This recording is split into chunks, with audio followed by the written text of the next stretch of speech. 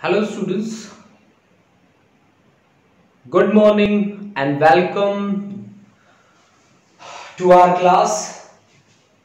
Good morning all of you and welcome to our class. That class is for physics especially. And the last time we were talking about the moving coil galvanometer. जिसके practical diagrams हमने study किए। आज की class हमारी रहेगी जिसके theoretical diagrams हम पढ़ेंगे।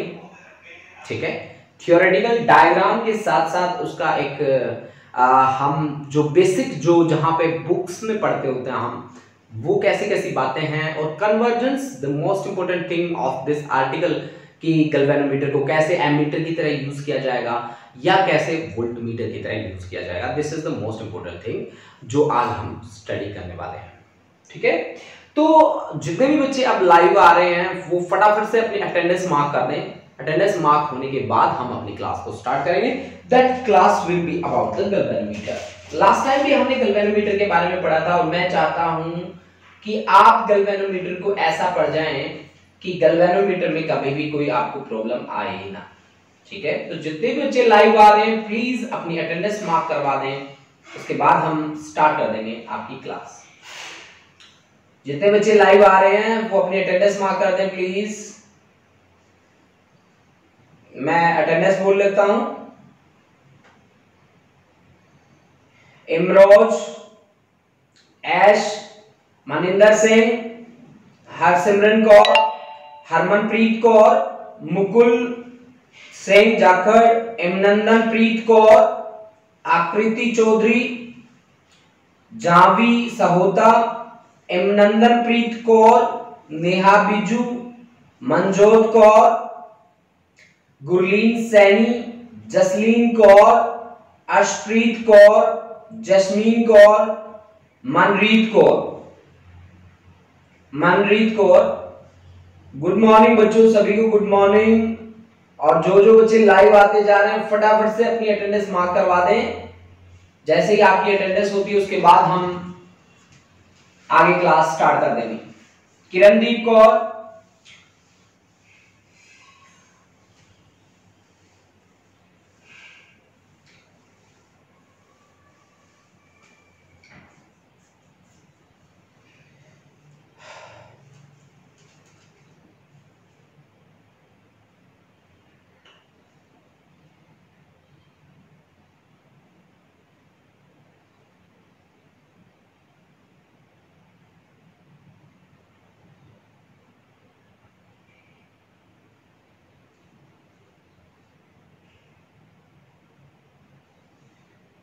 हर्षित, साहिलप्रीत सिंह।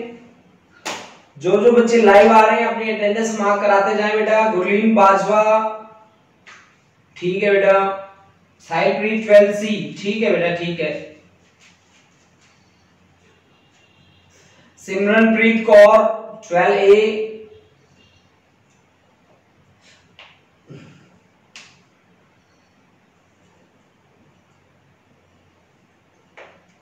मंजू चौधरी 12A, खुशी 12A,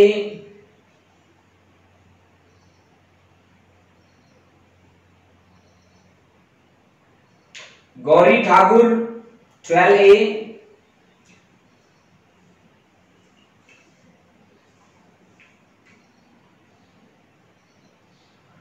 बेटा जो जो बच्चे लाइव आ रहे हैं अपनी अटेंडेंस जरूर मार्क कराते जाएं।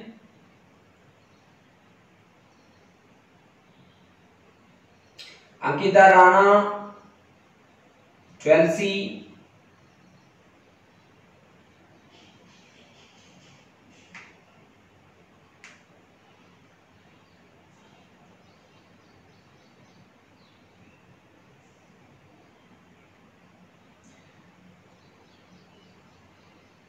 चलो अपनी क्लास स्टार्ट करते हैं बच्चों।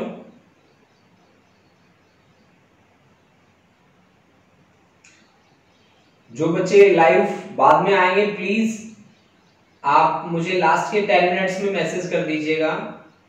जो बच्चे इसके बाद लाइव आए वो लास्ट के 10 मिनट्स में मुझे मैसेज कर देंगे। Good morning all of you and welcome again. to our class. That class is जगत सर फिजिक्स क्लास। ठीक है, देखो स्टूडेंट्स, जितने भी बच्चे यहाँ पे लाइव आ रहे हैं, जो भी हमसे लाइव यहाँ पे पढ़ रहे हैं, देखो बेटा, आप में से बहुत सारे ऐसे लोग होंगे जो मेरे साथ साथ चल रहे हैं, बहुत सारे ऐसे लोग होंगे जो मेरे से थोड़े आगे भी होंगे, बहुत सारे ऐसे लोग भी होंगे जो मेरे से थोड़े पीछे भी होंगे। ठीक है, हमारी क्लास का पर्पस क्या है? सबसे बड़ी बात यह है, हमारी क्लास का पर्पस है आप लोगों को उन कॉन्सेप्ट के साथ आप लोगों की जानकारी करानी।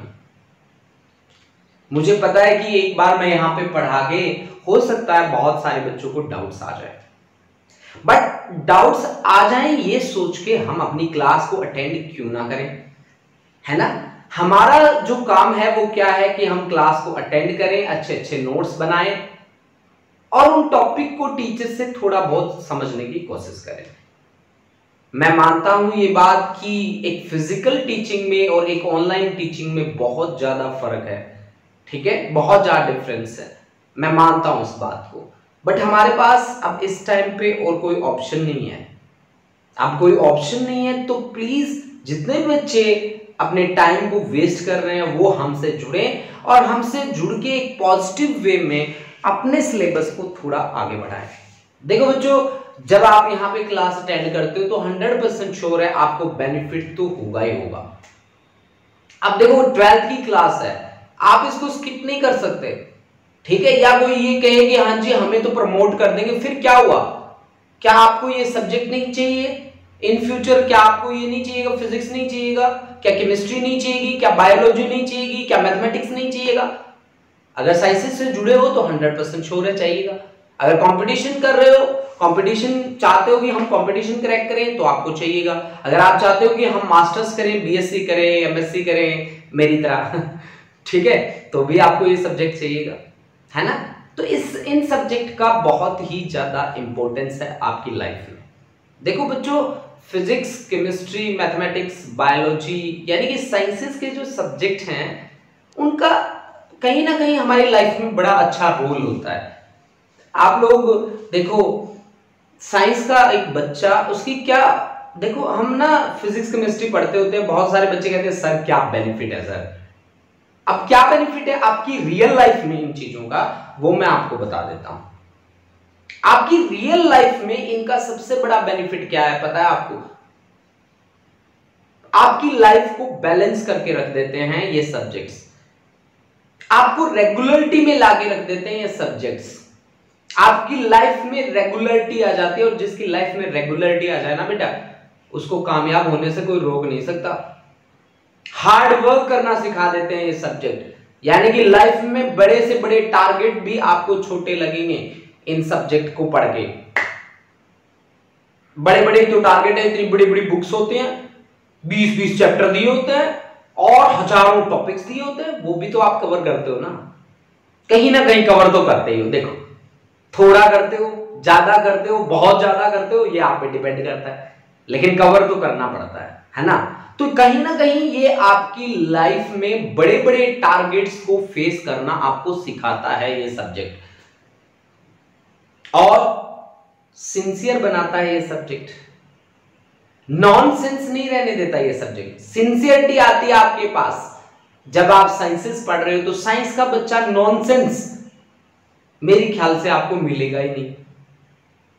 ठीक है, बहुत ही रेयर चांसेस होंगे। देखो ऐसा भी नहीं हो सकता कि 100% बिल्कुल ही क्लीन, ऐसा नहीं हो सकता, हर तरह के लोग हैं यहाँ पे।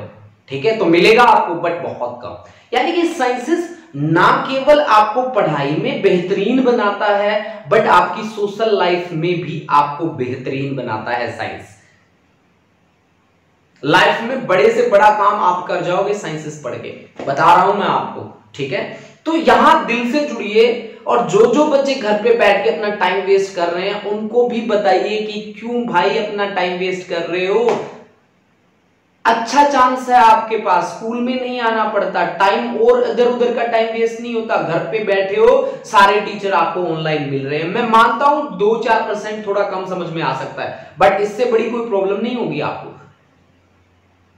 हम लोग हर रोज आते हैं, आपको दिल से पढ़ाने की कोशिश करते हैं। मेरी कोशिश ये रहती है कि मैं आपको दिल से पढ़ाऊं, मैं बहुत ज्यादा नहीं पढ़ाता, मैं जितना पढ़ाता हूं मैं दिल से पढ़ाने की कोशिश करता हूं। और अगर आप लोग मेरे साथ पॉजिटिवली कनेक्टिविटी आपने रखी, positive connectivity, believe me student, मैं आपको ना ऑनलाइन ऐसा सिलेबस करा दूंगा ना, ठीक है, कि आपके टिप्स पे होगा वो। ठीक है, आज देखो मैं उसी आर्टिकल को एक और तरीके से आपके सामने रिप्रेजेंट करूंगा। वो तरीका है मेरे पास थ्योरेटिकल बेसिस पे जाके काम करना, कैसे आपकी बुक के अंदर डायग्राम बनाया है, कैसे उसकी वर्किंग को एक्सप्लेन किया गया है। ठीक है, all these things we will explain today. Last time भी हमने इसको प्रिपेयर किया था, आज फिर हम एक दिन और दे रहे हैं इसको, और फिर हम आज कन्वर्जेंस भी हम देखने वाले हैं। ठीक है बच्चों, तो देखो मैंने मूविंग कोइल गैल्वेनोमीटर के बारे में आपको क्या बताया था। मैंने बताया था कि sensitive device which is used to measure and detect the presence of small electric current. Small electric current की प्रेजेंस को मेजर करना, डिटेक्ट करने का काम करता है मूविंग कॉइल गैल्वेनोमीटर। गैल्वेनोमीटर ही एकमात्र ऐसी डिवाइस है जो current as well as voltage को मेजर कर सकता है। करंट और वोल्टेज दोनों को मेजर कर सकता है moving coil galvanometer. This is the most important thing about the galvanometer. अब हमने इसकी बारे में बात करी थी, इसका प्रिंसिपल क्या है। इसका प्रिंसिपल है कि जब हम किसी करंट कैरिंग कोइल को, रेक्टेंगुलर कोइल को, या करंट कैरिंग हमारे पास कैसी भी कोइल है, उस कोइल को मैग्नेटिक फील्ड में रखते हैं, तो वो क्या एक्सपीरियंस करता है, टॉर्क एक्सपीरियंस करता है। That torque is mb sin theta, where m is magnetic dipole moment, है ना। आपको मैंने ये भी कहा था कि tau is equal to mb sin theta कहीं ना कहीं मिलता है किससे, pe sin theta से मिलता है। ठीक है, मेरी बात आप समझ पा रहे हैं ना, जो बच्चे मेरे को देख रहे हैं, मैं कह रहा हूं कि torque is equal to mb sin theta और torque is equal to pe sin theta कहीं ना कहीं एक दूसरे से मिलते हैं। वो बातें होती हैं mb sin theta वाली कहां पे, मैग्नेटिक फील्ड के केस में, और pe sin theta वाली बातें कहां होती हैं, इलेक्ट्रिक फील्ड के केस में होती है ना, बिल्कुल होती है। ठीक है, आपको पता भी होना चाहिए इस चीज का। ठीक है, अब देखो हमने क्या कहा, हमने जो कहा वो ये कहा, सबसे पहले हमने इसके प्रिंसिपल के बारे में कुछ बोला। प्रिंसिपल में हमने कहा कि जब व्हेन ए करंट कैरिंग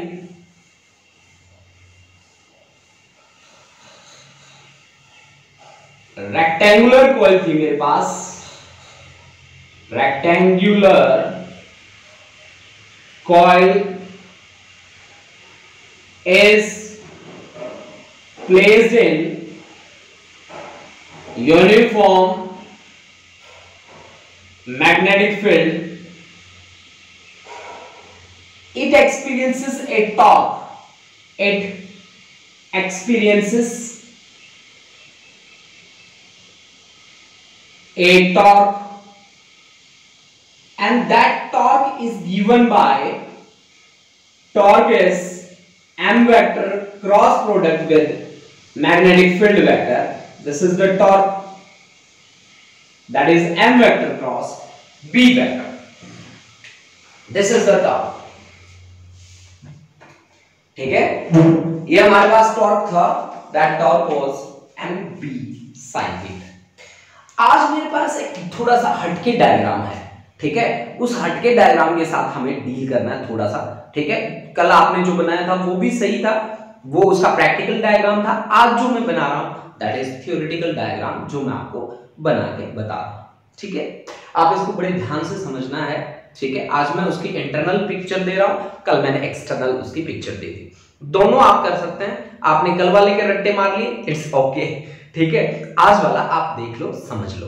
ठीक है, कहीं ना कहीं ये आपकी हेल्प करेगा, इस कॉन्सेप्ट को बहुत क्लियर कर देगा आपके लिए। ठीक है, चलो स्टार्टिंग करते हैं। स्टार्टिंग में मैंने लिया एक सिलेंड्रिकल सॉफ्ट आयरन कोर।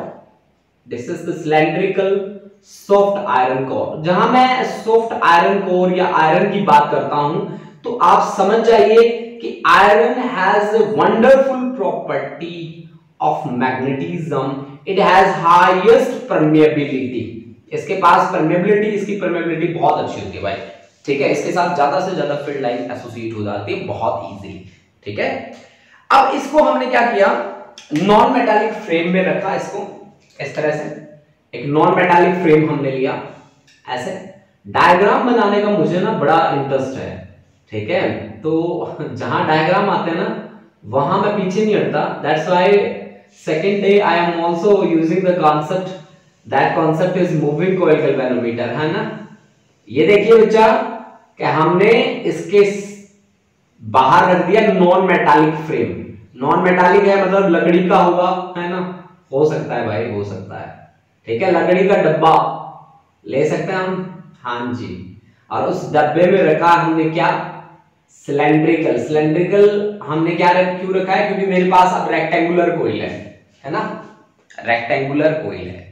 ठीक है, अब इसके चारों ओर है ना वायर बाउंड करना है हमें, वायर लपेटना है हमें। ठीक है, तो वायर बाउंड करते हैं ऐसे, इसके चारों ओर वायर लपेट देते हैं ऐसे। देखो ये जो वायर मैंने लिया है कॉपर वायर लिया है बेटा मैंने। आपको पता है कि copper is a good conductor of electricity, इसकी ना कंडक्टिविटी बहुत अच्छी होती है कॉपर की। ठीक है, इसकी कंडक्टिविटी बहुत अच्छी होती है, तो रेजिस्टिविटी इसकी क्या होती है, बहुत ही कम होती है रेजिस्टिविटी। इसकी कंडक्टिविटी बेहतरीन कंडक्टिविटी होती है इसकी।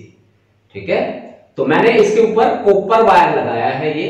ठीक है, अब इस वायर को यहां से मैंने अटैच किया है एक अनदर वायर से। ये देखो थोड़ा सा मैं तगड़ा बना देता हूं इसको, ये तगड़ा ही होता है वायर।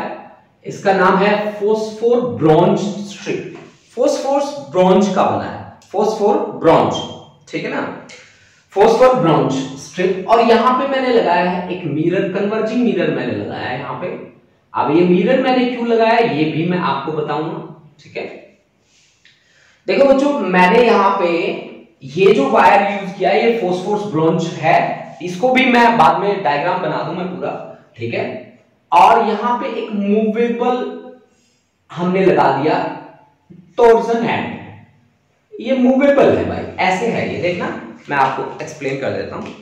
ऐसे है ये, ऐसे ऐसे पकड़ा है इसने वायर को, है ना। अगर ये रोटेट करना चाहे तो ये रोटेट कर सकता है इसमें, है ना, इस तरह से है ये देख लो टॉर्जन हेड जो है एच हमने लिखा है वो ऐसे है। ओके, यानी कि अब देखो यहां इसके लोअर एंड पे हमने एक बिल्कुल सॉफ्ट स्प्रिंग यूज किया है। ये लो भाई स्प्रिंग, जहां पे मैं स्प्रिंग यूज करता हूं वहां पे आप सीधा सीधा समझ जाइए कि कोई रीस्टोर करने का काम करेगा ये, इसका स्प्रिंग हमने यूज किया है यहां पे। ठीक है, रीस्टोर करने का काम करेगा। अब देखिए अब हमने क्या किया, यहां पे हॉर्सशू टाइप मैग्नेट्स हमने रख दी, घोड़े के नाड़ के आकार की मैग्नेट्स, परमानेंट मैग्नेट्स हमने रखी हैं स्टूडेंट्स, और स्ट्रॉन्ग मैग्नेट्स हमने यूज करी हैं यहां पे। ठीक है, ऐसे स्ट्रॉन्ग मैग्नेट्स हमने यूज करी हैं और परमानेंट मैग्नेट्स हैं हमारे पास। ठीक है, this is the north pole and this is the south pole. ठीक है, घोड़े के नाल के आकार की हमने क्राउड शेप, ठीक है, इसको केव शेप बोलते हैं, तो कॉनकेव शेप है ये।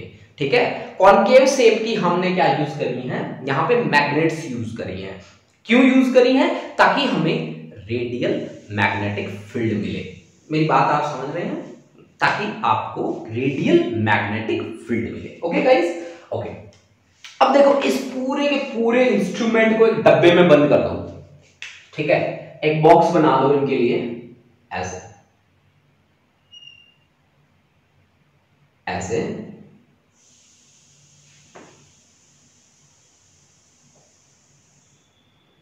ये लो जी, आपने इसको बॉक्स में बंद कर दिया ऐसे। ठीक है जी,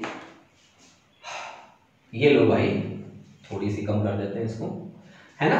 इस बॉक्स में आपने इसको यहां पे बंद कर दिया, इस बॉक्स में।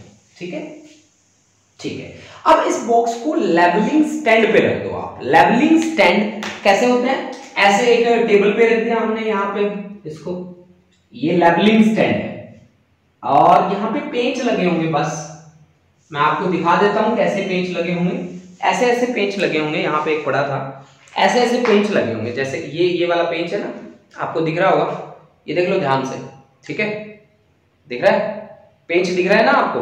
इस पेंच को अगर मैं टाइट करूं तो ये नीचे चला जाएगा, ऐसे ऐसे ऐसे, ये देखो ऐसे नीचे चला जाएगा।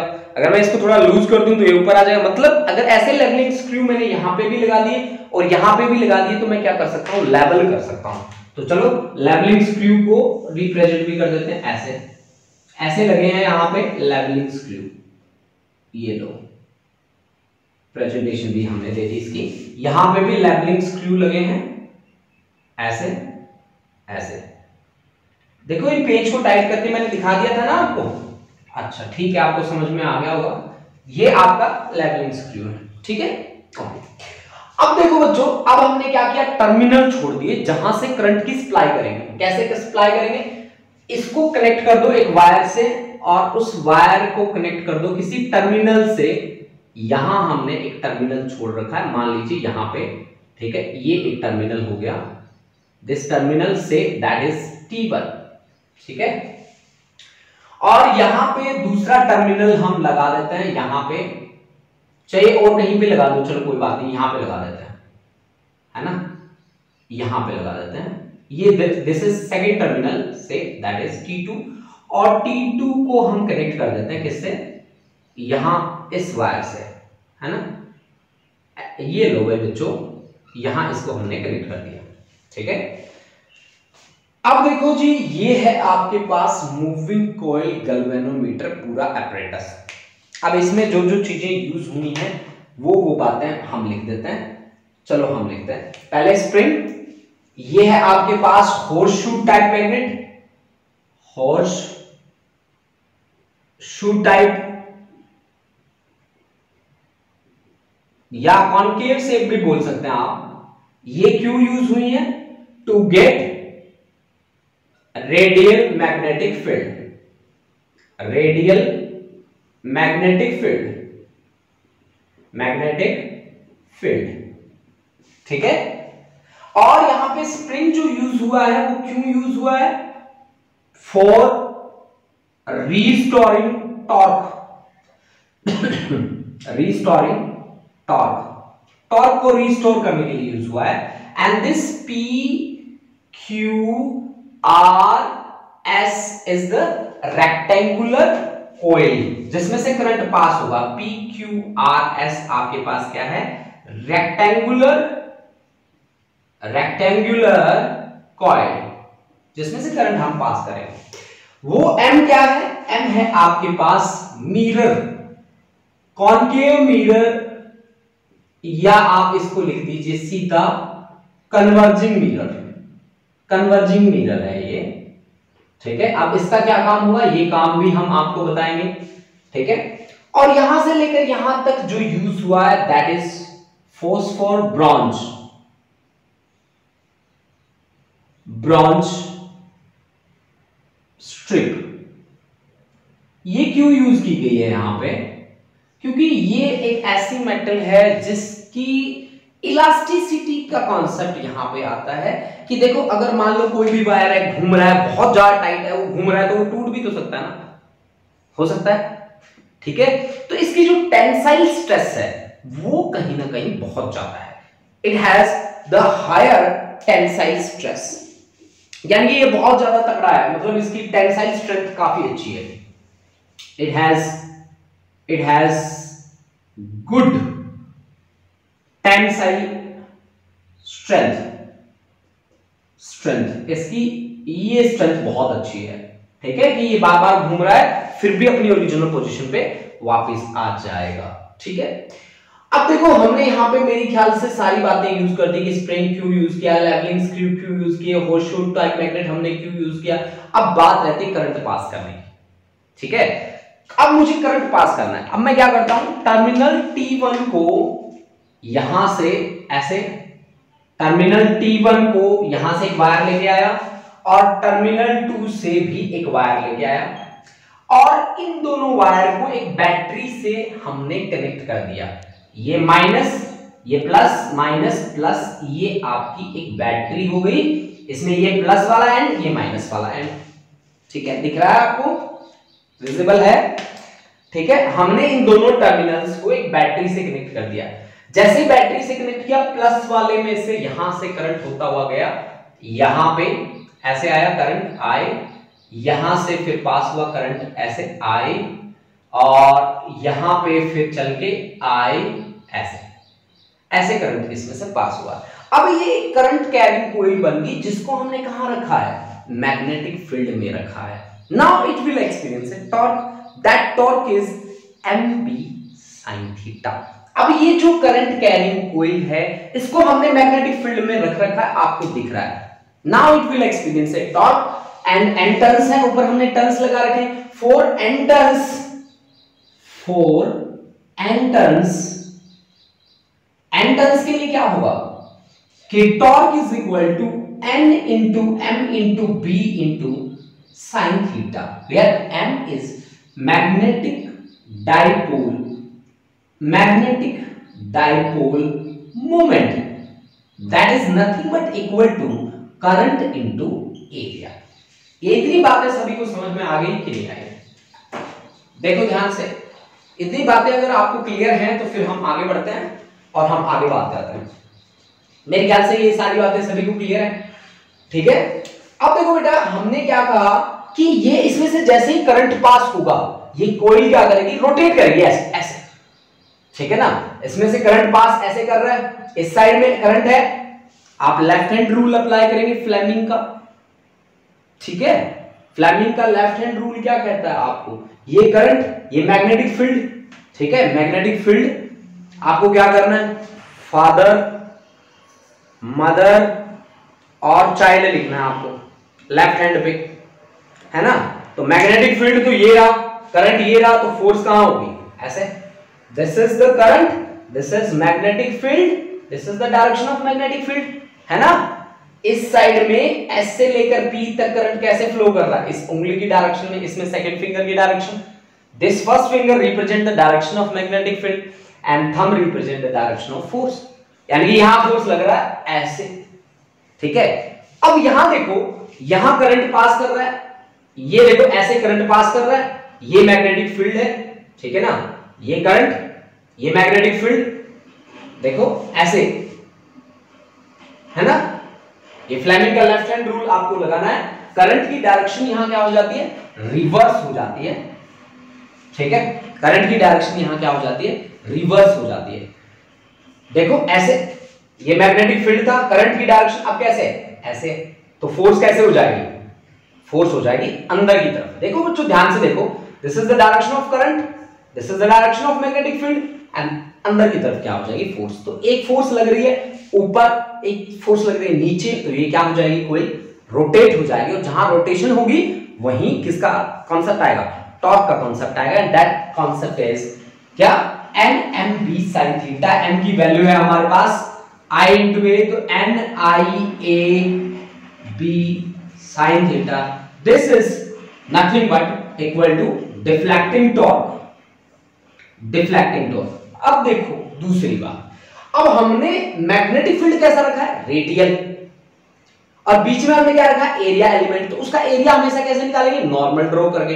तो रेडियस में नॉर्मल जो ड्रॉ करेंगे वो बाहर की तरफ आएगा, नॉर्मल बाहर की तरफ नॉर्मल आएगा, और रेडियस के साथ हमेशा कितना एंगल बनेगा, हमेशा 90 degree. If theta is 90 degree then maximum torque, deflecting torque क्या रहेगा, maximum, that has the value NIAB sin 90 की वैल्यू कितनी होती है, 1 होती है। अब जैसे ये घूमेगा, स्प्रिंग में क्या आएगा, खींचाव, है ना। स्प्रिंग को मान लो ये घूमेगा ऐसे, तो स्प्रिंग का क्या काम होगा, रिस्टोर करने का। तो हम क्या कहते हैं कि जितना यहां पे डिफ्लेक्शन होगा उतना ही यहां पे रिस्टोरिंग टॉर्क भी होगा। तो टॉर्क, रिस्टोरिंग टॉर्क किसके प्रोपोर्शनल होगा, कि कितने एंगल से वो घुमाए, that angle is angle of twist, say that is phi is the angle of twist. तो अब अगर मैं प्रोपोर्शनलिटी का साइन हटाऊं तो रिस्टोरिंग टॉर्क मेरे पास आ जाएगा माइनस ऑफ k phi के बराबर। इसका मैग्नीट्यूड ले लो, मैग्नीट्यूड आपके पास आ जाएगा k phi, where k is torsional constant. Equation 1, this is equation 2. This is restoring torque, k into phi, k is torsional constant. अब इन दोनों को इक्वेट करके मैंने करंट सेंसिटिविटी और वोल्टेज सेंसिटिविटी निकाली थी। इक्वेट कर लो 1 और 2 को, इक्वेट 1 एंड 2, 1 एंड 2 को इक्वेट करेंगे तो हमारे पास 5 बाई आई कितना आ जाएगा, 5 बाई आई आ जाएगा एन ए बी अपॉन के। इसका नाम है 5 बाई आई को हम बोलते हैं current sensitivity, current sensitivity, current sensitivity बोलते हैं, जिसको हमने कल डिफाइन किया था, जिसपे हमने कल बातें करी थी। अब आप सभी अपनी चैट बॉक्स में जाइए और बताइए मुझे कि आज का डायग्राम इंटरेस्टिंग है या कल का। एक आज वाला भी समझ में आया है या कल वाला भी समझ में आया है, या कोई डाउट है इन चीजों में तो आप मेरे को डाउट्स बताएं कि ये डाउट है सर। हाँ जी, मैं एक बात आपको बतानी भूल गया कि मिरर का क्या यूज होता है।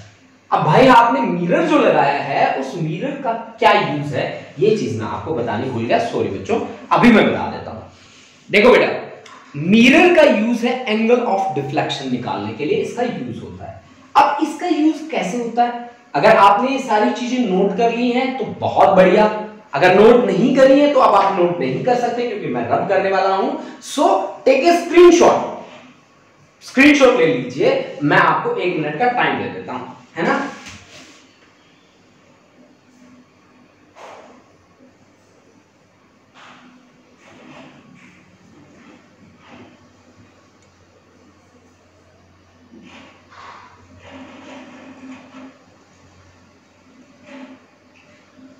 अच्छा जी, चलो मैं रब कर रहा हूं अब इसको।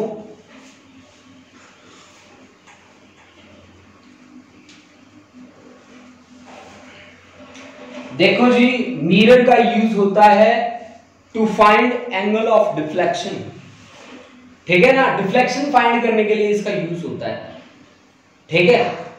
मिरर का यूज है, मिरर हम using lamp and scale arrangement, lamp and scale arrangement, scale arrangement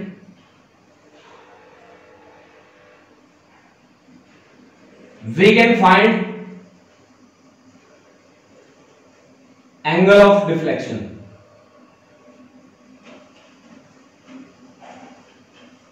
देखो कैसे, देखो भाई मिरर लगा है, जैसे ये घूमेगा, मिरर यहां पे लगा है, मिरर भी तो घूमेगा ना, है ना। तो आप देखो कैसे काम करोगे भाई, मान लो आपके पास यहां पे एक मिरर लगा रखा है हमने M, ठीक है, दिस इज मिरर M। यहां पे हम लैंप एंड स्केल मतलब यहां पे एक टॉर्च रखते हैं, ठीक है, टॉर्च रखते हैं ऐसे, ये हमारी टॉर्च है, ठीक है, ऐसे ये टॉर्च है और टॉर्च से लाइट यहां पे जा रही है, ठीक है, टॉर्च से यहां पे लाइट फॉल कर रहे हैं हम, यहां पे लाइट जा रही है और यहां पे हमने लगा दिया एक लीनियर स्केल, इसके नीचे नीचे ऐसे एक लीनियर स्केल लगा दिया हमने ऐसे। This is the linear scale जो हमारी लैब में होता है, मीटर स्केल, वो स्केल में लगा रहा हूं, ठीक है। ये भाई हमने एक लीनियर स्केल ले लिया ऐसे,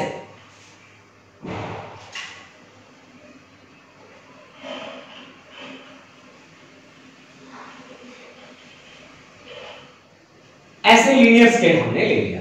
अब हम क्या कहते हैं कि जब इनिशियली ये जब हिल डुल नहीं रहा तब इस पे जो लाइट हमने फॉल करी वो यहां पे गिर रही, यहां पे, ये हमारी हो गई इनिशियल पोजीशन, ये है इनिशियल। अब जैसे इसमें से करंट पास किया, इसमें क्या हुआ, डिफ्लेक्शन, डिफ्लेक्शन होते ही मान लो इसकी पोजीशन चेंज होगी, पोजीशन चेंज होगी तो यहां पे रिफ्लेक्टेड रेज कहीं दूसरी जगह पे जाएंगी, मान लो इस जगह पे जा रही है रिफ्लेक्टेड रेज दूसरी जगह पे, यानी कि ये आपकी फाइनल है, ठीक है। इनिशियल और फाइनल के बीच एंगल को मेजर कर लीजिए, आपके पास वो एंगल क्या होगा, डिफ्लेक्टिंग एंगल ही होगा ऑफ कोर्स, यानी कि लैंप एंड स्केल अरेंजमेंट की हेल्प से हम डिफ्लेक्टिंग एंगल को निकाल सकते हैं, या आप ये कह दीजिए कि angle of twist, this will be the phi is the angle of twist, जिससे ट्विस्टिंग हुई है, ट्विस्ट, ठीक है। अब आप लोग मुझे बताइए आपको ये कॉन्सेप्ट कैसा लगा, समझ में आया कि नहीं आया। चैट बॉक्स में आ जाइए फटाफट। किसी को कोई डाउट है तो वो डाउट भी मेरे साथ शेयर कीजिए। बच्चों फटाफट आ जाओ चैट बॉक्स में, ठीक है।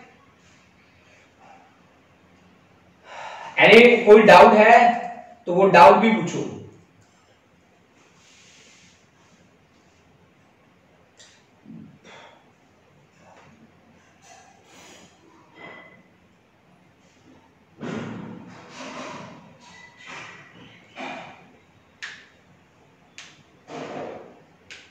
Maninder Singh clear, no doubt.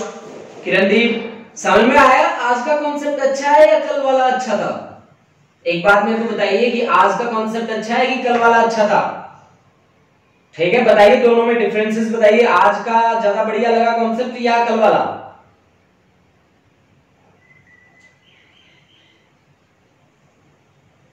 आज वाला सही है मनिंदर, चलो बहुत बढ़िया बात। नेहा नो डाउट सर और clear, very good sir. Please mark my attendance. Okay सार्थक ना, ठीक है बेटा सार्थक, अटेंडेंस हो गई आपकी, लग गई। Jasleen no doubt sir, very good, no doubt. Ankita Rana no doubt, Harsimran no doubt sir. आज वाला अच्छा है सिमरनप्रीत कौर, चलो बहुत बढ़िया, आज वाला नोट कर लो, ठीक है। आज वाला भी वही है जो कल वाला था बेटा, दोनों में डिफरेंसेस नहीं है ज्यादा, ठीक है। आपको जो अच्छा लगे वो आप प्रिपेयर कीजिए। Class was very interesting sir and today it was more interesting. Okay बेटा, okay Sahil. Manju today's concept is more interesting. M Nandan no doubt, very good बच्चों, वेरी गुड, बहुत बढ़िया। चलो हम स्टार्ट कर रहे हैं फिर आप आगे। देखो बेटा हर चीज आपके समझने पे होती है, आपके इंटरेस्ट लेने पे होती है, ठीक है। तो आप यहां जितना भी पढ़ रहे हैं आप दिल से अगर पढ़ेंगे तो आपके कोई डाउट नहीं आने वाले हैं, ठीक है बच्चा पार्टी। और जितने भी बच्चे आप अपने कलीग्स हैं, जो आपके फ्रेंड्स हैं, घर पे बैठ के अपना टाइम वेस्ट कर रहे हैं, या छोटे छोटे बच्चे मैंने ये भी कहते सुना है कि मैं तो टेंशन में हूं, टेंशन हो रही है मेरे को। जिनको टेंशन बहुत हो रही है ना, जगत सर की फिजिक्स की क्लास लगवा दो, सारी टेंशन गायब हो जानी, ठीक है। क्योंकि हमने एक एक पॉइंट के ऊपर खुल के बातें करनी है, ठीक है ना, एक एक पॉइंट पे खुल के बातें करनी है बेटा। तो मैं ये सब कुछ अब रब करने जा रहा हूं, ये डायग्राम ये सब कुछ, ठीक है। आप स्क्रीनशॉट लेना चाहते हैं तो स्क्रीनशॉट ले सकते हैं, बट मैं आपको इतना टाइम दूंगा नहीं।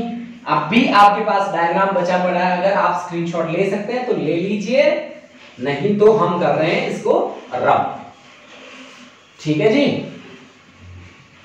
ये लो देखो, अब हमारे पास है the most important article of this chapter. That article is conversion of galvanometer into ammeter and voltmeter, ठीक है। गैल्वेनोमीटर को हम एमीटर की तरह कैसे यूज कर सकते हैं, इस बात पे हम अब चर्चा करने वाले हैं। देखिए जी, एक बात आप मान के चलिए, सबसे पहले हम कर रहे हैं गैल्वेनोमीटर एज एन एमीटर, ठीक है। Galvanometer as an ammeter, galvanometer को हम आज एमीटर की तरह यूज करेंगे। अब दिक्कत क्या आती है गैल्वेनोमीटर को एमीटर की तरह यूज करते हुए, कि गैल्वेनोमीटर को कहा जाता है सेंसिटिव डिवाइस है जी। ये तो use to measure small current है ना भाई, ये स्मॉल करंट को मेजर करने का काम करती है, ठीक है भाई। एक बात देखो, गैल्वेनोमीटर के बारे में जब भी बातें होती हैं तो सबसे बड़ी बात आती है कि ये एक सेंसिटिव डिवाइस है जिसका काम है करंट को मेजर करना, और स्मॉल करंट को मेजर करती है बच्चों, ठीक है। ज्यादा हैवी करंट्स को ये मेजर नहीं करती, ठीक है। ज्यादा हैवी जो करंट्स हैं उनको मेजर करने का काम ये नहीं करती। ये बात बड़ी अच्छी बात है वैसे, ठीक है। अच्छा, दूसरी बात क्या है कि अगर मैं एक्स्ट्रा रेजिस्टेंस ऐड कर दूं तो मैं कहीं ना कहीं एग्जैक्ट वैल्यू करंट की मेजर कर सकता हूं। कैसे? मैं ये बात लिख रहा हूं, extra resistance added to the circuit. Extra resistance को हम ऐड करेंगे, देखना तुम। एक्स्ट्रा रेजिस्टेंस, इस बात को मैं एक्सप्लेन करूंगा बाद में। Added to the circuit, extra resistance हमने ऐड किया है सर्किट में, so we can get exact value. So we can get exact value, exact value। अब हम कैसे बात करेंगे इन सभी चीजों पे? देखिए, मान लीजिए मेरे पास एक वोल्ट मीटर है, ठीक है, वोल्ट मीटर है, ऐसा वोल्ट मीटर है मेरे पास, ये प्लस है इसका और ये इसका माइनस है, और हमने यहां पे एक एक्सटर्नल रेजिस्टेंस लगा रखा है, that resistance is R. Ammeter की तरह यूज कर रहे हैं तो करंट को मेजर करना पड़ेगा हमें, ठीक है। हमने पोटेंशियल इसका रखा है V, एक्सटर्नल रेजिस्टेंस हमने रखा है R। अब हमने क्या किया, इसके सीरीज में गैल्वेनोमीटर अटैच कर दिया, और गैल्वेनोमीटर का रेजिस्टेंस हम मान लेते हैं क्या, G मान लेते हैं। यहां हमने क्या लगा दिया, गैल्वेनोमीटर G जो रेजिस्टेंस ऑफर कर रहा है, कितना रेजिस्टेंस ऑफर कर रहा है, G के बराबर। अब सीरीज में हमने लगाया इसको, ठीक है ना, सीरीज में हमने एक एक्स्ट्रा रेजिस्टेंस कनेक्ट कर दिया, वो रेजिस्टेंस है गैल्वेनोमीटर का, है ना, गैल्वेनोमीटर का। यानी कि अब जैसे ही इसका रेजिस्टेंस भी आएगा, ये रेजिस्टेंस भी आएगा, तो करंट की एग्जैक्ट वैल्यू आपके पास कतई नहीं आएगी, है ना। यहां पे करंट की exact value I is equal to V bye R होना चाहिए था, उसकी जगह आपके पास अब क्या आ गया, V bye R plus G भी आ गया। तो यानी कि करंट की एग्जैक्ट वैल्यू आपके पास नहीं आई। जब आपने सीरीज में क्या लगाया, गैल्वेनोमीटर लगाया, और उस गैल्वेनोमीटर का रेजिस्टेंस आपने माना G के बराबर। अब मुझे क्या करना पड़ेगा, अब मुझे ऐसा काम करना है कि करंट एग्जैक्टली, देखो ज्यादा करंट तो गैल्वेनोमीटर से पास ही नहीं हो सकता, ठीक है ना, तो ज्यादा करंट पास नहीं हो सकता, तो कम करंट पास करवाना है हमें। तो कम करंट पास कराना है, तो इसके रेजिस्टेंस से कम रेजिस्टेंस कनेक्ट कर देते हैं इसमें। सीरीज में तो करना नहीं है भाई, सीरीज में करते ही तो रेजिस्टेंस जाएगा बढ़, है ना, तो पैरेलल में कनेक्ट कर दो। सीरीज में अगर मैंने रेजिस्टेंस कनेक्ट कर दिया तो रेजिस्टेंस की वैल्यू बढ़ जाएगी, सीरीज में ज्यादा होती है ना, ठीक है। तो फिर मैंने क्या किया, पैरेलली मैंने कनेक्ट कर दिया किसके साथ, गैल्वेनोमीटर के साथ। अब मान लो यहां गैल्वेनोमीटर है, ये ऐसे, ये आपके पास है गैल्वेनोमीटर G, और इसके पैरेलल में यहां पे मैंने जंक्शन बना दिया, और इसके पैरेलल में एक लो रेजिस्टेंस, जिसका रेजिस्टेंस गैल्वेनोमीटर से भी कम है। कम क्यों रखा है गैल्वेनोमीटर से, ताकि करंट ज्यादा इसमें से पास कर जाए। ये पॉइंट्स हमने ले लिए, एक ले लिया A और एक ले लिया B। यहां से हमने करंट भेजा, वो करंट भेजा मैंने I, यहां जंक्शन मिला, जंक्शन मिलते ही इसके पास आ गया कितना, I2 आ गया, और इसके पास आ गया कितना, I1 आ गया। ये दिस इज I2 और यहां से I1, और ये आपका फिर आउटपुट आपके पास आया। देखो बच्चों, मैंने क्या काम किया है, मैंने एक स्मॉल रेजिस्टेंस यहां पे अटैच किया है।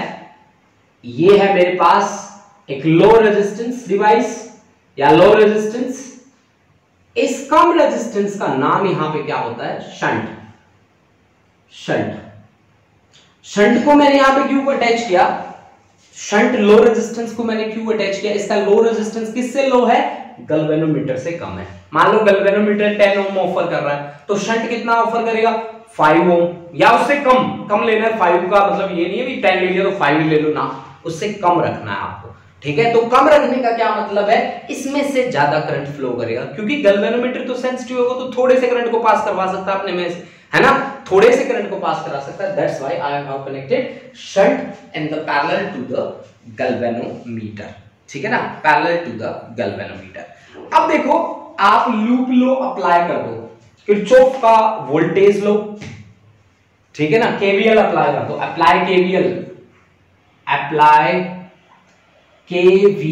Kirchhoff voltage law, A B C D, है ना।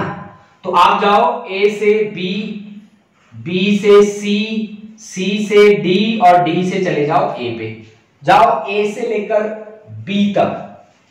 करंट कितना है I1, गैल्वेनोमीटर रेजिस्टेंस कितना ऑफर कर रहा है G, तो I1 इंटू G, आप करंट की डायरेक्शन में चल रहे हैं माइनस। उसके बाद B से C, कोई करंट तो है, रेजिस्टेंस नहीं है। C से D आप अपोजिट चल रहे हैं, प्लस ले लो। करंट कितना है I2 और रेजिस्टेंस कितना है S, that is equal to 0। कोई बैटरी नहीं है यहां पे। तो अब आप मेरे को बताइए कि अगर मैं I1 को करंट थ्रू गैल्वेनोमीटर Ig मान लूं, तो I2 मेरे पास क्या होगा, I2 is I minus I1, that is I minus Ig। ये वैल्यू आप यहां पे रख दो, तो I1 की जगह आपने लिखा minus Ig into G, that is equal to minus of I2 into S। I2 की वैल्यू है I माइनस Ig और इंटू S, माइनस से माइनस कैंसिल हो गया और यहां से S की वैल्यू आपके पास आ गई Ig upon I minus Ig into G, G be the resistance offered by the galvanometer. This is the value of low resistance that is known as shunt. यानी कि अगर मैं पैरेलल में अटैच कर दूं किसको, एक लो रेजिस्टेंस डिवाइस को पैरेलल में अटैच कर देता हूं, तो ये मेरे पास रिजल्टिंग जो हो जाता है वो क्या बन जाता है, एमीटर बन जाता है, ठीक है ना। यानी कि करंट को मेजर करने वाली डिवाइस बन जाती है। यानी कि यहां पे मैंने क्या देखा, मैंने देखा कि अगर मैं गैल्वेनोमीटर को एमीटर में कन्वर्ट करना चाहता हूं, in that situation I have to add a low resistance device in parallel to the galvanometer. Parallel में क्यों, ताकि रेजिस्टेंस कम हो जाए। रेजिस्टेंस ओवरऑल कम होगा तो करंट की क्या मिलेगी, एग्जैक्ट वैल्यू। पैरेलल में कम वाला ही क्यों लगाया, क्योंकि ज्यादा करंट किससे पास करे, शंट से पास करे, है ना, ज्यादा करंट शंट से पास करे। समझ रहे हो आप मेरे को, कम करंट गैल्वेनोमीटर से पास करे। कम करंट क्यों पास करे, क्योंकि गैल्वेनोमीटर से कम ही करंट पास हो सकता है, बहुत ज्यादा करंट इससे पास भी नहीं हो सकता। ये बात आपको याद रखनी है, ठीक है। इसके बारे में ये बेसिक बातें थी जो मैंने आपको बताई। अब देखिए, अब मैं इसको वोल्टमीटर की तरह यूज करके देखूंगा कि गैल्वेनोमीटर एज एन वोल्टमीटर, ठीक है। देखो बच्चों, वोल्टमीटर की तरह कैसे, गैल्वेनोमीटर को अब हम कन्वर्ट करते हैं किसमें, वोल्टमीटर में, ठीक है। गैल्वेनोमीटर की कन्वर्जन करते हैं किसमें, वोल्टमीटर में। देखो बच्चों, अब आपके लास्ट 5 मिनट्स हैं, इसमें मैं आपको थोड़ा सा फास्ट करवा देता हूं इस काम को। देखो कैसे हमें काम करना है। देखो भाई, मुझे गैल्वेनोमीटर की तरह यूज करना है तो मुझे सीरीज में लगाना पड़ेगा, ठीक है। अगर मैं पैरेलल में लगाता हूं तो मुझे V = IR निकालना है। तो R अगर मेरा कम हो जाता है तो मेरा V कम हो जाता है, ठीक है। तो मैं क्या करता हूं, एक हाई रेजिस्टेंस को कनेक्ट कर देता हूं, कहां से, यहां से। ये मेरे पास है गैल्वेनोमीटर, गैल्वेनोमीटर के सीरीज में मैंने एक हाई रेजिस्टेंस डिवाइस कनेक्ट करी है। This is high resistance, high resistance, this is high resistance device. और यहां से जो करंट पास कर रहा है, मान लो Ig करंट है, यहां से भी Ig करंट ही जाएगा, Ig करंट ही जाएगा, ठीक है। Ig करंट ही पास करेगा। अब आपने मान लीजिए वोल्टेज ऐसे अप्लाई की, यहां पे प्लस है, यहां पे माइनस है, ये V है आपके पास, V = IR, तो Ig रेजिस्टेंस है G + R। कैलकुलेट कर लीजिए हाई रेजिस्टेंस को, and this resulting is equal to voltmeter, ठीक है। ये आपके पास किसके बराबर होगा, वोल्टमीटर के बराबर होगा। यानी कि यहां से R आपके पास होगा Ig into R, that is equal to V minus Ig into G, then R is equal to V upon Ig minus G. This is the value of high resistance to get galvanometer as voltmeter.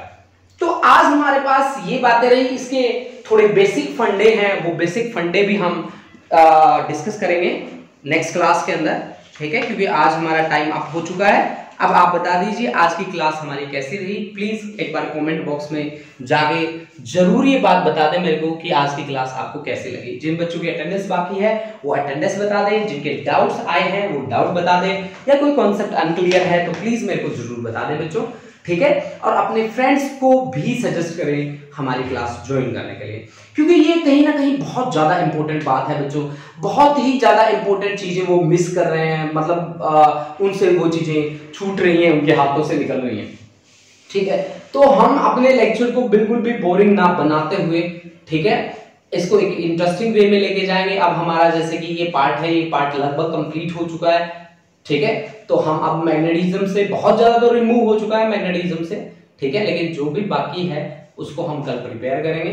Prepare करने के बाद हम electromagnetic induction की तरफ move कर जाएंगे। हाँ जी, ये बात भी स्पेशल है कि एक दिन हमारा एनसीईआरटी के लिए रहेगा। एनसीईआरटी के एक्सरसाइज मैं आपको कंप्लीट करवाऊंगा, ठीक है। तो वहां पे आपके सारे के सारे न्यूमेरिकल्स मैं आपको सॉल्व करके दूंगा, ठीक है। तो आप घबराइए नहीं, बिल्कुल मैं आपके साथ हूं, ठीक है। आप ऐसे जुड़े रहें। जितने बच्चे यहाँ पे देख रहे हैं उनका एक बार फिर से बहुत बहुत धन्यवाद। आप ऐसे ही देखते रहिए और जितने भी डाउट्स आपके आते हैं आप शेयर करते रहिए। अपने फ्रेंड्स को जरूर कहिए कि आप अपना टाइम वेस्ट ना करें, आप यहाँ हमारी क्लास से जुड़े। तो अब आप आज की क्लास के बारे में बता दो। चैट बॉक्स हमारा ओपन है, आप चैट बॉक्स में जाके मुझे बताएं कि हमारी क्लास कैसी रही है, ठीक है। क्या कोई सजेशन है आपका? अच्छा, गुरलीन, ठीक है। प्रशांत शर्मा, ठीक है बेटा, class was very interesting. Sarthak, class was very good and interesting and mark my attendance sir. Okay बेटा Sarthak. Neha, very interesting class sir. Gurleen, gripping lecture super, diagrammatic representation, very good, thank you बेटा, थैंक यू गुरलीन। और Jasleen Kaur, thank you बेटा। Manju Chaudhary, thank you. Aakriti, thank you बेटा। Kirandeep, thank you. Imnandan Preet Kaur, thank you बेटा। Manjot, thank you. Gurleen, Maninder, Ankita Rana, बहुत बहुत धन्यवाद बच्चों, थैंक यू बेटा। एंड अपने फ्रेंड्स को जरूर सजेस्ट करें बच्चों, प्लीज। ये मेरी रिक्वेस्ट है आपसे कि जिन बच्चों का टाइम वेस्ट हो रहा है, कहीं ना कहीं ये बातें उनके फ्यूचर को भी अफेक्ट कर रही हैं, तो प्लीज आप अपनी तरफ से किसी का फ्यूचर थोड़ा सा बचा सकते हैं तो मैं मानूंगा कि ये बहुत बड़ा काम होगा। तो किसी को अगर पॉजिटिव आप गाइड कर सकते हैं, पॉजिटिव एनर्जी आप दे सकते हैं, तो ये बहुत ही अच्छी बात है बेटा।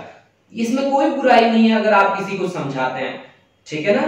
तो आप किसी को समझाएंगे तो कोई बुरा नहीं मानता होता, ठीक है। हो सकता है उसको भी थोड़ी बहुत नेगेटिविटी हो उसकी खत्म हो जाए और वो एक पॉजिटिव वे से आपके साथ जुड़ जाए, ठीक है। तो आप सजेस्ट करें अपने फ्रेंड्स को जरूर कि वो हमारी लाइव क्लासेस अटेंड करें, क्योंकि हमारी लाइव क्लासेस दिन प्रतिदिन इंटरेस्टिंग और इंटरेस्टिंग और इंटरेस्टिंग ही होती जानी है। बोरिंग क्लासेस का तो मेरे पास कॉन्सेप्ट ही नहीं है बच्चों, ठीक है। Thank you students, thank you and have a nice day.